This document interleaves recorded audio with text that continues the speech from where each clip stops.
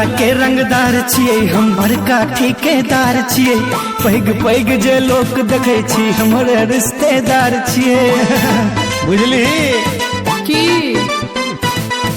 जिला के रंगदार छियै हम बड़का ठेकेदार छियै पैग पैग जे लोक देखे छी हमरे रिश्तेदार छियै गाँव गाँव गली गली में सब कहे छे हमरा बॉस की भेलो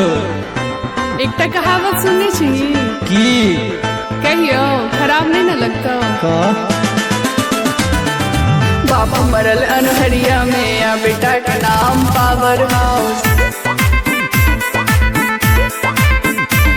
फिर बाप मरल अनहरिया में या बेटा का नाम पावर हाउस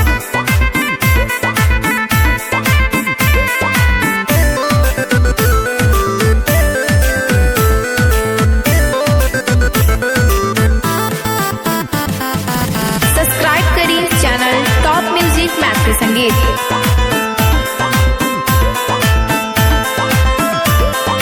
तोरा नहीं छ बुझल बुच्ची तू एखन छे बच्चा गे हमरा सनक खिलाड़ी के तू बुझ रहल छे कच्चा गे अच्छा बुझले नहीं चला तोरा नहीं छ बुझल बुच्ची तू एखन छे बच्चा गे हमरा सनक खिलाड़ी के तू बुझ रहल छी कच्चा गे दरभंगा मधुबनी में सब जगह छे हमरे धस बड़ खुल के हंसी लगे छो की बात छे हेरो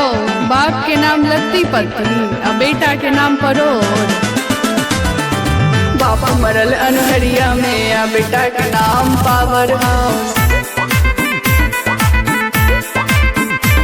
फिर बाप मरल अनहरिया में या बेटा के नाम पावर हाउस